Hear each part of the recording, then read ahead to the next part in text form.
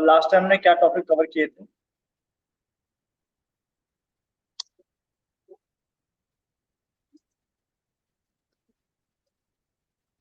Online.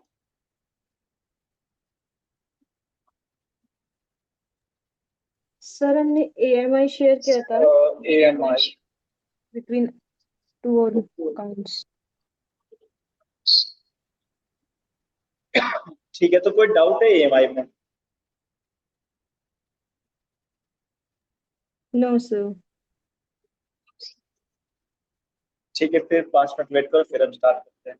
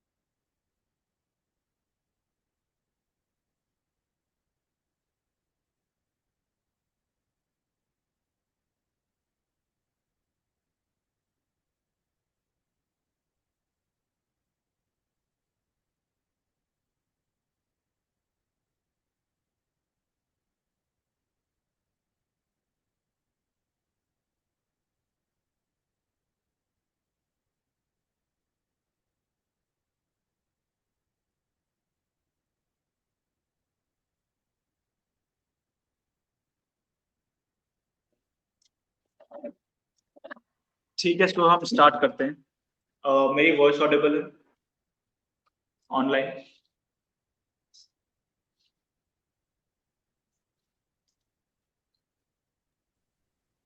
Yes sir, you are.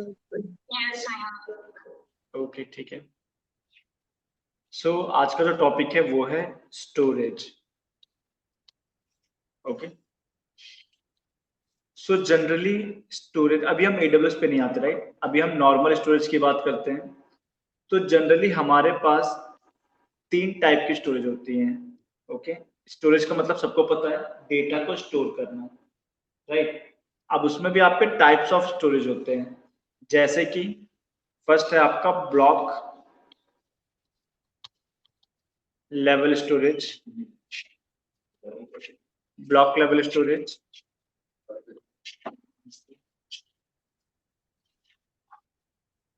Then है second आपका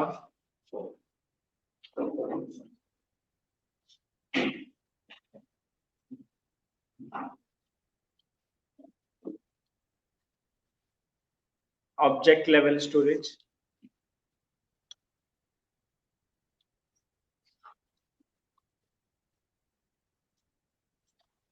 और थर्ड है आपका file level storage. Okay, so ये 3 टाइप के आपके स्टोरेज होते हैं जनरली, ठीक है। ब्लॉक लेवल स्टोरेज का सिंपल सा मतलब ये है कि जो भी आपका डेटा होगा, जिस भी फॉर्मेट का होगा, ठीक है, डेटा की साइज, डेटा का फॉर्मेट, राइट, जो भी होगा उसे डिवाइड किया जाएगा ब्लॉक्स में। ओके, उसे डिवाइड किया जाएगा आपका ब्लॉक्स में। क्लियर है? और ये जो ब्लॉक्स के साइज होंगे ये आपके सेम होंगे। अब ये डिसाइड कौन करता है कि ब्लॉक के साइजेस क्या होंगे? सो एक्चुअल में आपके पास जो भी स्टोरेज डिवाइस होती है, एसएसडी, एचडीडी, राइट, एसएसडी या एचडीडी, ओके। तो जब आप ये स्टोरेज डिवाइस लेते हो तो आप डायरेक्टली इसके अंदर डेटा स्टोर करना स्टार्ट नहीं करते हो। सबसे पहले जो भी आपका स्टोरेज डिवाइस है, राइट, उसमें आप फाइल सिस्टम कॉन्फ़िगर करते हो। फाइल सिस्टम, अब ये फाइल सिस्टम क्या होता है? तो फाइल सिस्टम अगेन एक सॉफ्टवेयर होता है जो कि आपके स्टोरेज डिवाइसेस को ये बताता है कि डेटा स्टोर करना कैसे है। ओके, और आपको अलग अलग फीचर प्रोवाइड किए जाते हैं अलग अलग फाइल सिस्टम में। जैसे फाइल सिस्टम की अगर हम बात करें तो हमारे पास था पहले फैट, ठीक है, इसके बाद आया आपका फैट 16, ओके, इसके बाद आया आपका फैट 32, और जो अभी लेटेस्ट चल रहा है वो है आपका NTFS, ठीक है, न्यू टेक्नोलॉजी फाइल सिस्टम। ये आपके फाइल सिस्टम है विंडोज के लिए, राइट। लिनक्स में जाओगे तो वहां पे आपका EXT चलता है, राइट, XFS चलता है। ये आपके फाइल सिस्टम है लिनक्स के लिए। यही अगर आप कोई डेटा एनालिटिक्स के टूल यूज करोगे, जैसे आपके हडूप हो गए, राइट, तो हडूप अगर किसी भी मशीन पे इंस्टॉल किया जाता है तो हडूप सपोर्ट करता है हडूप फाइल सिस्टम, जिसे हम कहते हैं HDFS, Hadoop file system. Clear है? तो फाइल सिस्टम क्या होता है? फाइल सिस्टम बेसिकली कोई भी स्टोरेज डिवाइस है, उसके अंदर डेटा कैसे स्टोर होना है, प्लस थोड़े बहुत अलग अलग फीचर्स आपको प्रोवाइड कर देता है ये। जैसे अगर इस सिस्टम में आप चेकआउट करोगे तो ये आपका दिस पीसी है, राइट, ओके। आप किसी भी ड्राइव में राइट क्लिक करो और प्रॉपर्टीज में जाओ तो दिखवा रहा है यहाँ पे फाइल सिस्टम NTFS। NTFS का फुल फॉर्म है new technology file system, okay. और ये सारे जो फीचर्स हैं, जैसे कोटा सेट करना हो गया, ठीक है, कोटा का मतलब ये है कि आप हर एक यूजर के अकॉर्डिंग कोटा सेट कर सकते हो। मान लो इस डिवाइस के अंदर हमारे पास 3 यूजर्स हैं, यूजर 1, यूजर 2, यूजर 3, राइट। लेकिन अगर आप यहाँ पे चेकआउट करोगे सो हमारे पास स्टोरेज कितना है यहाँ पे, इस ड्राइव के अंदर कितना स्टोरेज है? तो इस ड्राइव के अंदर हमारे पास टोटल स्टोरेज है 156, या हम सिंपल लेके चलते हैं 150 GB स्टोरेज है यहाँ पे, राइट। तो आप इस 150 GB को कोटा दे सकते हो। कोटा मतलब हर एक यूजर के अकॉर्डिंग आप हर एक यूजर को कुछ अमाउंट ऑफ स्टोरेज प्रोवाइड कर सकते हो। क्लियर है? जैसे मैं चाहता हूँ यूजर 1 जो है वो यूज करे 30 GB of storage, right, user 2 जो है वो यूज करे 70 GB ऑफ स्टोरेज, राइट, और जो यूजर 3 है वो यूज करे 50 GB ऑफ स्टोरेज। क्लियर है? तो ये आपने कोटा सेट कर दिया। इससे होगा क्या, यूजर 1 आपका सिर्फ और सिर्फ 30 GB ही यूज कर पाएगा। जितना आपने कोटा सेट कर दिया उससे ज्यादा वो अपने पास स्टोर नहीं कर सकता। क्लियर है? ये बेनिफिट होता है कोटा का। प्लस यहाँ पे आपको सिक्योरिटी का ऑप्शन मिल जाता है, राइट। आप जिस यूजर को परमिशन देना चाहते हो आपके ड्राइव में वो भी दे सकते हो। फिर परमिशन भी क्या देना चाहते हो आप, जैसे यहाँ पे क्लिक करो, सपोज एक हमारे पास यूजर है एडमिनिस्ट्रेटर, राइट, ऐड कर दो, आ गया। Users group and built in principle, okay, object type, okay, ये थोड़ा सा अलग है, राइट। यहाँ पे आपके यूजर्स ऐड करोगे आप, और उस यूजर को क्या क्या परमिशन असाइन करनी है, full control, modify, read and execute, list, folder content, read, right. तो ये परमिशन आप असाइन कर रहे हो। अगर कोई यूजर यहाँ पे ऐड होता है और उससे आप सिर्फ रीड की परमिशन देते हो, तो वो इसे ओपन करके रीड कर पाएगा कि इसके अंदर क्या क्या चीज है, राइट। लेकिन कुछ राइट नहीं कर पाएगा, कुछ डिलीट नहीं कर पाएगा, कुछ मॉडिफाई नहीं कर पाएगा। Got it. तो ये भी चीज आपको दी गई है एनटीएफएस में। और ये जो हम यहाँ पे बात कर रहे हैं ब्लॉक की, राइट, तो जो फाइल सिस्टम है ये आपका डिफाइन करता है कि ये जो स्टोरेज डिवाइस है इसमें साइज क्या होगा ब्लॉक का।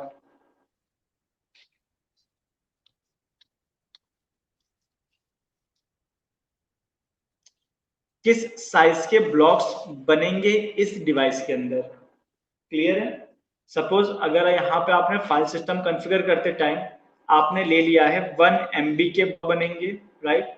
तो जो भी आपका डेटा है जिस भी फॉर्मेट में है, जब उसे ब्लॉक्स में डिवाइड किया जाएगा तो आपका 1 MB का ब्लॉक यूज किया जाएगा।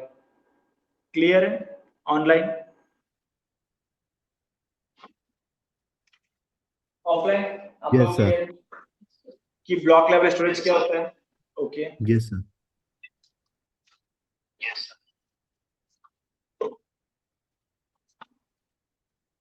देन है आपका ऑब्जेक्ट लेवल स्टोरेज।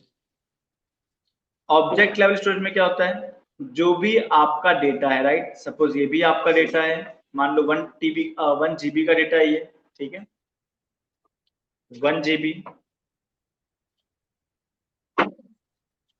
देन ये भी आपका डेटा है, ये मान लो आपका है 200 MB, ओके।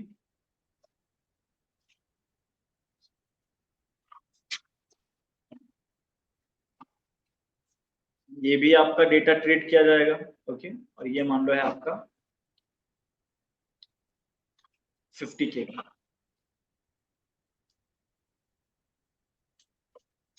तो यहाँ पे देखो तीनों ऑब्जेक्ट के, अब यहाँ पे जो भी डेटा होगा, राइट, उसे ट्रीट किया जाएगा एज अ ऑब्जेक्ट, ओके। यहाँ पे जो भी डेटा होगा उसे ट्रीट किया जाएगा एज अ ऑब्जेक्ट, ओके।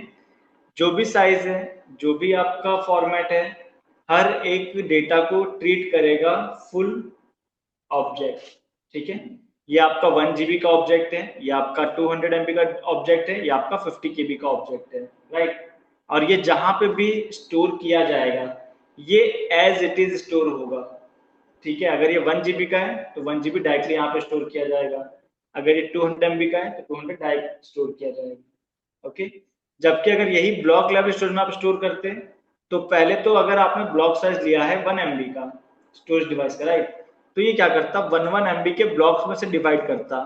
मतलब ये जो 1 GB का आपका स्टोरेज है, राइट, इसको ये डिवाइड करता ब्लॉक्स में 1 GB के। क्लियर है। देन आपका हर एक ब्लॉक अलग अलग लोकेशन पे जाके स्टोर किया जाता है।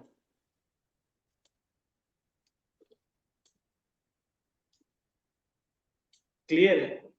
तो ये था आपका object level storage. Object level storage आपका जो भी डेटा है, जो भी फॉर्मेट है, जो भी साइज है, राइट, उसे एज इट इज ट्रीट किया जाता है एज अ ऑब्जेक्ट। क्लियर है। और उसे स्टोर किया जाएगा without dividing into blocks. Simple है। अब ये जो फाइल स्टोरेज है, फाइल स्टोरेज जनरली यूज किया जाता है नेटवर्क के अंदर, ठीक है, जहां पे आपका जो सिस्टम है वो किसी ना किसी नेटवर्क के अंदर होगा। जैसे कि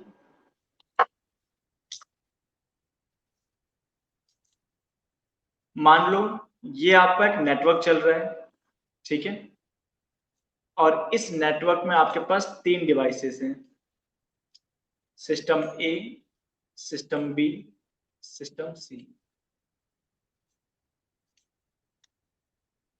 ए,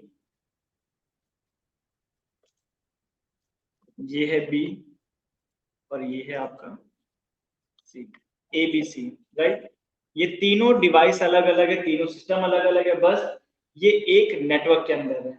अब ये नेटवर्क आपका लैन हो सकता है, लोकल एरिया नेटवर्क हो सकता है या हो सकता है वैन, वाइड एरिया नेटवर्क, यानी कि इंटरनेट। क्लियर है? कैसा भी नेटवर्क हो सकता है, राइट। अब एक्चुअल में होता क्या है कि यहाँ पे अगर आप इस डिवाइस के अंदर कोई भी ऑब्जेक्ट, मान लो हम एक फोल्डर यहाँ पे स्टोर करते हैं, ठीक है। तो ये जो फोल्डर हमने यहाँ पे स्टोर किया है, इसका नाम दे देते हैं F1, फोल्डर 1। क्लियर है? ये आपका F1 है। अब F1 आपका स्टोर कहाँ पे हो रहा है? सिस्टम सी के अंदर, राइट। सिस्टम सी के अंदर भी इसका एक स्टोरेज डिवाइस होगा, करेक्ट। सिस्टम सी का भी एक स्टोरेज डिवाइस होगा। मान लो ये HSD या SSD हो सकता है, इसे हम ले लेते हैं SSD, सपोज ये SSD है, राइट। तो ये जो F1 है ये आपका स्टोर कहाँ पे हो रहा है? SSD के अंदर, राइट। वैसे ही यहाँ पे जो आपके B हैं, इसके साथ भी एक स्टोरेज डिवाइस होगा और इसके साथ भी एक स्टोरेज डिवाइस होगा। क्लियर है? तो जो भी डेटा ए के अंदर होगा वो ए के SSD या SSD के अंदर होगा, बी के अंदर तो बी के स्टोरेज के अंदर, राइट। सेम यहाँ पे भी होता है। तो जो ब्लॉक लेवल स्टोरेज था वो इसी का पार्ट था, राइट। एक सिस्टम है, जो भी डेटा अपलोड कर रहे हो वो आपके स्टोरेज डिवाइस में जाके स्टोर हो रहा है एज अ ब्लॉक। क्लियर? यहाँ पे भी सेम वे में हो रहा है, लेकिन यहाँ पे हम देख रहे हैं file level storage, file level storage, right. तो फाइल लेवल स्टोरेज में क्या होता है, जो भी आपका फोल्डर है, राइट, ये अभी तो लोकली आपके सिस्टम पे प्रेजेंट है, लेकिन मैं चाहता हूं कि जो ए और बी है वो भी इसे एक्सेस कर पाए, राइट। तो मैं क्या करूंगा, ये जो मेरा F1 फोल्डर है, राइट, इसे मैं शेयर कर दूंगा ओवर द नेटवर्क। मतलब ये स्टोर हो रहा है मेरे डिवाइस पे, राइट, लेकिन मैंने जस्ट इसे शेयर किया है ओवर द नेटवर्क।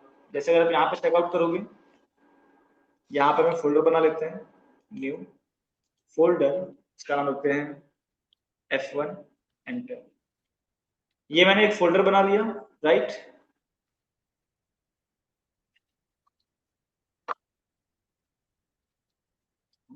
सर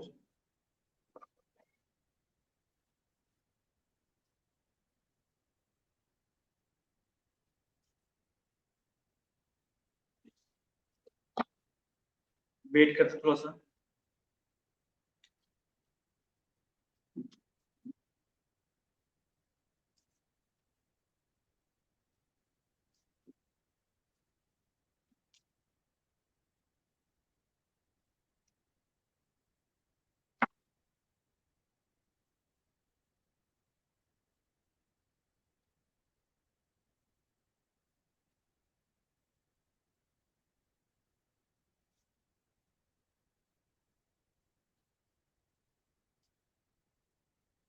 हमने बनाया था सी ड्राइव के अंदर, यूजर्स के अंदर, डेस्कटॉप, डेस्कटॉप में ये रहा हमारा, राइट, F1। क्लियर है? अब अगर आप यहाँ पे राइट क्लिक करोगे और इसके अंदर प्रॉपर्टीज में आओगे, राइट, तो देखो यहाँ पे शेयरिंग का ऑप्शन आ रहा है। अगर आप यहाँ पे क्लिक करते हो और इसे अगर आप शेयर कर दोगे, एडवांस शेयर, और यहाँ पे अगर इसे शेयर कर दोगे, राइट, और परमिशन क्या देना चाहते हो, जो इसे एक्सेस करेगा तो आप फुल दे दो, कि जो भी इसे एक्सेस करेगा उसे फुल परमिशन होगा। और यहाँ पर देखो एवरीवन है, राइट। आप चाहो तो यूजर स्पेसिफिक भी दे सकते हो। ओके, अगर मैं इसे ओके करूं तो ये जो मेरा F1 है, राइट, ये आपका शेयर हो जाएगा ओवर द नेटवर्क। ठीक है तो ये मेरे लोकल स्टोरेज में, लेकिन अगर आप इसे शेयर कर देते हो तो ये जो F1 यहाँ पे है वो यहीं पे रहेगा, लेकिन इसे आपने शेयर कर दिया है ओवर द नेटवर्क, राइट। ए और बी इस पर्टिकुलर फोल्डर को देख पाएंगे। कैसे देखेंगे? तो ये अपने सिस्टम में सी ड्राइव में जाएंगे, अपने सिस्टम में यहाँ पे आएंगे, राइट, और स्क्रॉल डाउन करते हुए नीचे चलाएंगे। यहाँ पे देखो नेटवर्क ऑप्शन आ रहा है, जैसे कि यहाँ पे क्लिक करोगे, ओके, वैसे देखो जितने भी आपके फोल्डर्स होंगे या जो भी चीज आपने शेयर करे हुए, राइट, वो यहाँ पे लिस्ट हो जाएगा कि क्या शेयर किया गया आपके साथ, और आप उसे ओपन करके उसके अंदर कुछ भी स्टोर कर सकते हो। ओके, तो स्टोर कर कौन रहा है? स्टोर यहाँ पे कर रहा है सिस्टम ए और सिस्टम बी, राइट, लेकिन वो स्टोर हो कहाँ पे रहा है? स्टोर हो रहा है सी ड्राइव के अंदर। क्यों? क्योंकि फोल्डर आपका सी ड्राइव के अंदर है। Got it? तो इसी को कहते हैं फाइल लेवल स्टोरेज, कि आप फाइल लेवल स्टोरेज यूज कर रहे हो, गॉट इट। लेकिन फाइल लेवल स्टोरेज बैकएंड में क्या यूज कर रहे हैं, बैकएंड में ये यूज कर रहा है आपका ब्लॉक लेवल स्टोरेज, क्योंकि जो भी सिस्टम है उसके साथ एक एसएसडी है, राइट, या एसडीडी है, और ये क्या सपोर्ट करता है, block level storage, got it. 3 type के स्टोरेज क्लियर है आपको ऑनलाइन, ऑफलाइन, लास्ट बेंच, पक्का। अंश, हांस बताओ। सर मैं पूछा था, जो जैसे भी आपने बताया कि ए और बी उसमें स्टोर करेंगे लाइक फोल्डर में। Am audible sir? हाँ बताओ। हाँ जी सर, जैसे आपने भी बताया कि ए और बी F1 फोल्डर में स्टोर करेंगे, तो सर जो एसएसडी यूज होगी वो सी वाले की होगी? बिल्कुल। ठीक है सर, बस यही पूछना था। ऐसा ऐसा इसलिए क्योंकि जो आपका फोल्डर 1, राइट, F1 है, वो कहाँ पे क्रिएट किया गया है, वो क्रिएट किया है सी ड्राइव के अंदर, राइट। हाँ जी सर। जैसे गूगल ड्राइव होता है, करेक्ट। गूगल ड्राइव में हम कोई फोल्डर बना लेते हैं, और वो फोल्डर अगर मैं आपके साथ भी शेयर कर देता हूँ, और आप उसके अंदर कुछ भी चीजें ऐड ऑन करते हो, राइट, तो वो कहाँ पे स्टोर होती है, हाँ जी सर, आपके अकाउंट पे। फोल्डर के अंदर ही। और वो फोल्डर जहां पे हाँ भी जी सर। आपका जीमेल लॉगिन होगा वहां पे वो फोल्डर शो होगी, क्लियर है। हाँ जी सर। सेम वही कॉन्सेप्ट है, बस यहाँ पे आपका एक सिस्टम पे हम वो चीजें कर रहे हैं, okay sir, okay. Thank you. ठीक है, और कोई डाउट किसी को? ये ब्लैक क्यों आ रहा है?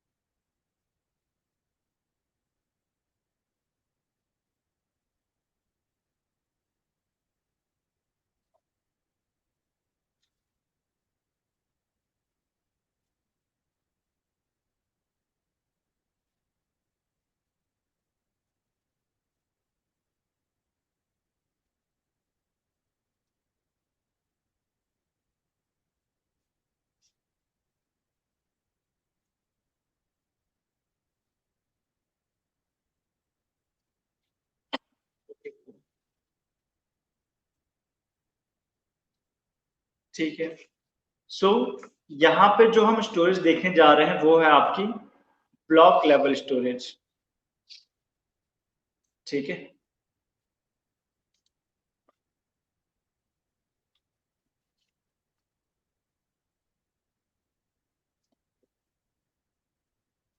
सो बेसिकली आपको ब्लॉक लेवल स्टोरेज के लिए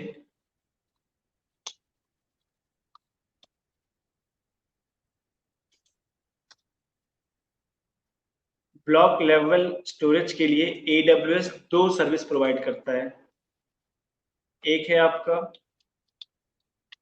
इंस्टांस स्टोर, और सेकंड है आपका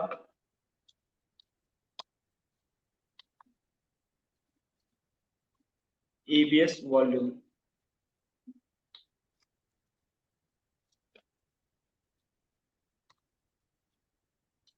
इंस्टांस स्टोर मैंने आपको बताया था, इंस्टांस स्टोर बेसिकली आपको टेम्पररी बेसिस पे मिलता है, ठीक है।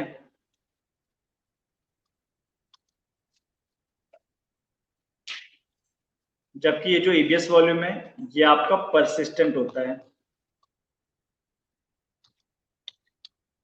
परसिस्टेंट का मतलब है एक टाइप का परमानेंट, जब तक आप डिलीट नहीं करोगे, क्लियर है। लेकिन यहाँ पे जो आपको स्टोरेज मिलती है वो टेम्पररी बेसिस के लिए होती है, गॉट इट। और इसको मैंने आपको बताया था, आपने जब EC2 क्रिएट किया था, राइट, तो EC2 क्रिएट करने के क्या स्टेप्स होते हैं, इंस्टांस क्रिएट करने के क्या स्टेप्स होते हैं? पहले हमें क्या सिलेक्ट करना होता है, रीजन सेलेक्ट करना रीजन, देन AMI, देन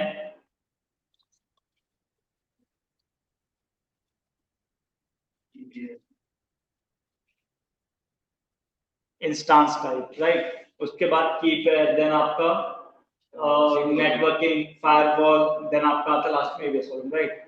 तो ये जो इंस्टांस टाइप है, इसे हम यहाँ से गायब कर देते हैं। ये जो instance type, right, instance type में आपको 4 चीजें मिलती हैं। इंस्टांस टाइप क्या है? So instance type is equals to आपका compute power, right, compute power of your instance, correct. So compute power में 4 चीजें आती हैं आपकी, सीपीयू, रैम,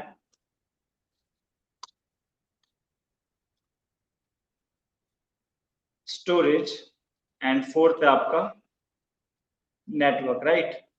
ये 4 चीजें आपको मिलती है इंस्टांस टाइप के अंदर, लेकिन यहाँ पे जो स्टोरेज मिलती है वो आपका नॉन परसिस्टेंट होती है, राइट। नॉन परसिस्टेंट या फिर टेम्पररी बेसिस के लिए मिलती है, क्लियर है। तो ये जो इंस्टांस टाइप के अंदर आपको स्टोरेज प्रोवाइड करी जा रही है, इसे ही हम कहते हैं इंस्टांस स्टोर, क्लियर है। जो हमें स्टोरेज मिलती है इंस्टांस टाइप के अंदर,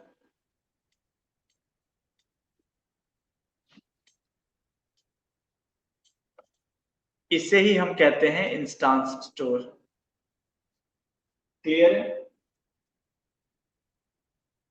इसे कहते हैं इंस्टांस स्टोर।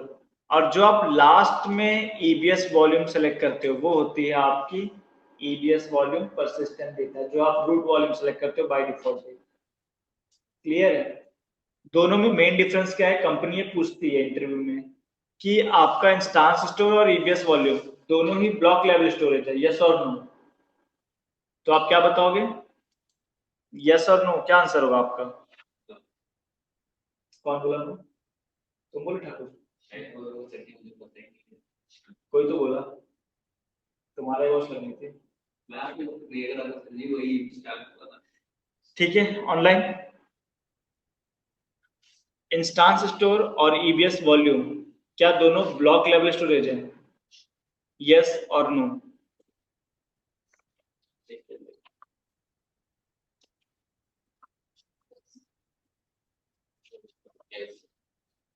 सो इसका आंसर है यस, राइट, कि दोनों ही ब्लॉक लेवल स्टोरेज हैं।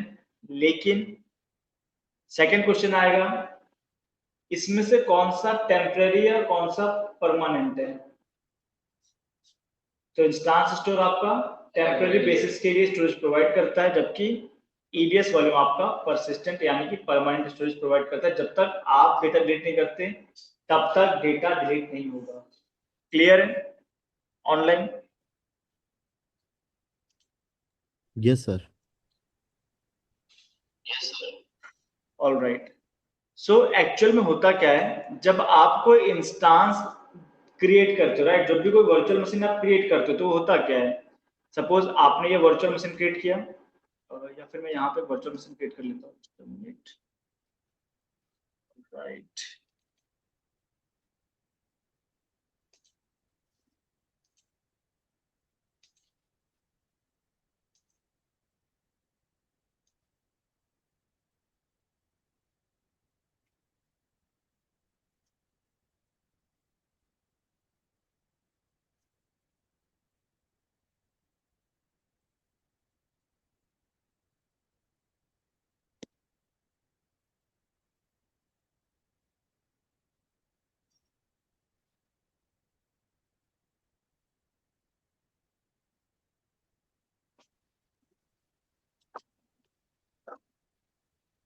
ठीक है, सो ये है आपका EC2 launch instance, launch without a walk through. Region आपका मुंबई है, नाम देने की जरूरत नहीं है, हम यहाँ से ले लेते हैं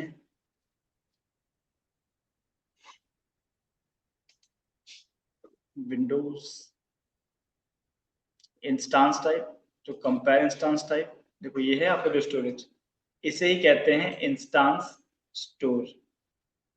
क्लियर? एंड बैक करते हैं, ठीक है, सेलेक्ट ऑन कर देना सर, इसको 24 पे कर देना। ये हो गया। कीपैड की नीड होती है हमें यहाँ पे, तो एक कीपैड क्रिएट कर लेते हैं आज की डेट से, 13A and firewall RDP allow है। ये है आपका EBS volume. Launch instance, instance पे क्लिक करो। सो ये देखो आपका जो इंस्टांस है, राइट, मतलब एक वर्चुअल मशीन आप क्रिएट कर रहे हो। क्लियर है? अभी पेंडिंग स्टेट में, रिफ्रेश करो, रनिंग स्टेट में आ चुका है, लेकिन अभी भी आपका स्टेटस चेक कर रहा है, राइट। और अगर आप यहाँ पे चेकआउट करोगे तो ये इसकी पब्लिक IP है। Got it? सेलेक्ट करो, मिनिमाइज करते हैं, ऑलराइट। तो ये हमने एक वर्चुअल मशीन क्रिएट कर लिया, राइट, और इस वर्चुअल मशीन की पब्लिक IP हमें मिली है ये। क्लियर? अब ये जो वर्चुअल मशीन क्रिएट हुआ है, ये हुआ कहाँ पे है? मुंबई में। कहाँ पे? ये नहीं पता है। मैंने आपको ग्लोबल इंफ्रास्ट्रक्चर बताया था, AWS ग्लोबल इंफ्रा। मान लो आपके अकाउंट के अंदर ये एक रीजन है, और इसे हम लोग अज्यूम कर लेते हैं कि ये आपका मुंबई रीजन है। क्लियर है? Mumbai region, right. Mumbai region के अंदर आपके 3 अवेलेबिलिटी जोन्स होते हैं, AGs होते हैं, राइट। AG1, AG2 एंड ये है आपका AG3, राइट। अब यहाँ पे मैं थोड़ा सा और ज्यादा डिटेल में लेके चलता हूँ चीजें। मुंबई का जो कोड वर्ड होता है वो होता है AP,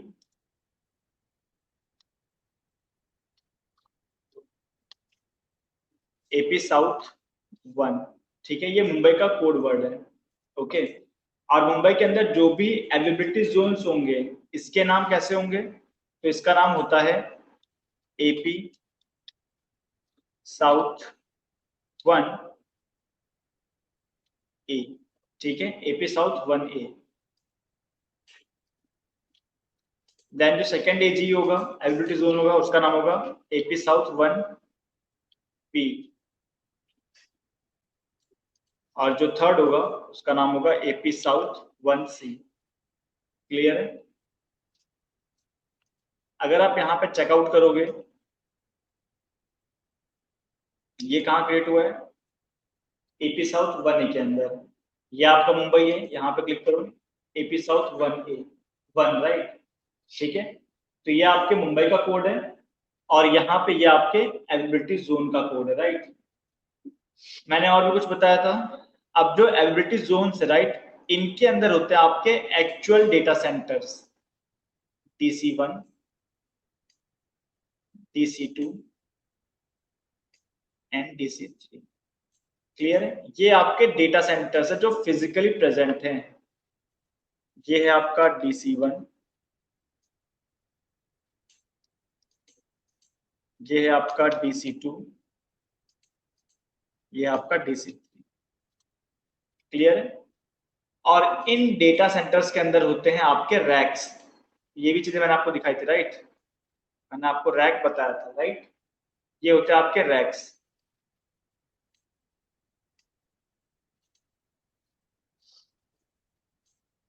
ऐसे बहुत सारे रैक्स होते हैं।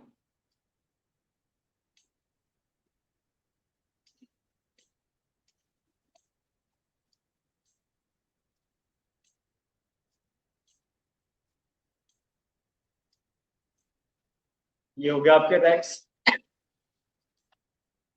Rack 1, rack 2, rack 3, rack 4, rack 5, right. यहाँ मैं नाम डाल देता हूँ, रैक्स, ठीक है, ब्लैक कलर में आपके हो गए रैक्स।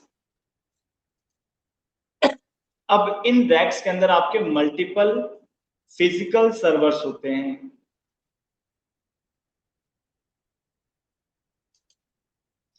इनके अंदर होते हैं मल्टीपल फिजिकल सर्वर्स।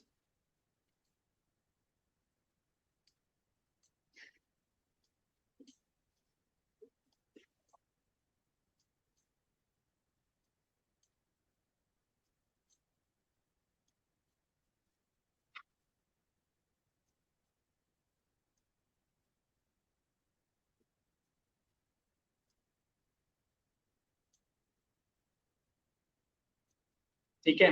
तो जो मैंने मशीन क्रिएट किया है, राइट, जो मैंने वर्चुअल मशीन क्रिएट किया है, ये जो आपके सामने यहाँ पे दिख रहा है, ये वर्चुअल फॉर्म में, रिफ्रेश करो, राइट, तो ये आपके वर्चुअल फॉर्म में, लेकिन ये आपके किसी ना किसी हार्डवेयर पे क्रिएट हुआ है, और वो हार्डवेयर आपके एपी साउथ 1A के किसी एक डेटा सेंटर के किसी एक रैक के अंदर होगा। क्लियर है? अब मैंने इसका आपको एक और एग्जांपल दिया था कि अब जो यहाँ पे आप देखो रैक्स के अंदर जो आपके सर्वर्स है, राइट, उसका मैं यहाँ पे एग्जांपल देता हूँ। फिजिकल हार्डवेयर है ये, तो हम स्टार्ट करते हैं हार्डवेयर लेवल से। ये है आपका हार्डवेयर, राइट, हार्डवेयर के मेन कंपोनेंट क्या है। अब ये आपके रैक्स के अंदर जो हार्डवेयर है उनकी डेफिनेशन, राइट, उनका डायग्राम मैं बना रहा हूँ। क्लियर है? ये है आपके हार्डवेयर। ओके, हार्डवेयर के मेन कंपोनेंट क्या होते हैं?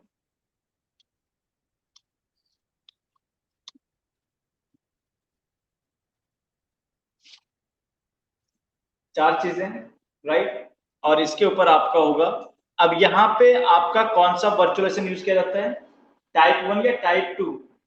ये मैंने बताया आपको टाइप्स ऑफ वर्चुअलाइजेशन। अगर हार्डवेयर के ऊपर डायरेक्टली आपका ऑपरेटिंग सिस्टम इंस्टॉल है और ऑपरेटिंग सिस्टम के ऊपर अगर आपका हाइपरवाइजर इंस्टॉल है, तो वो होता है आपका टाइप 2 वर्चुअलाइजेशन। अगर हार्डवेयर के ऊपर डायरेक्टली आपका वर्चुअलाइजेशन ही या हाइपरवाइजर ही इंस्टॉल है, राइट, तो ये होता है आपका टाइप 1 वर्चुअलाइजेशन। तो आईटी इंडस्ट्री में हमेशा यूज करते हैं type 1 virtualisation. Okay, type 1 virtualisation. Okay, और फिर इसके ऊपर होते हैं आपके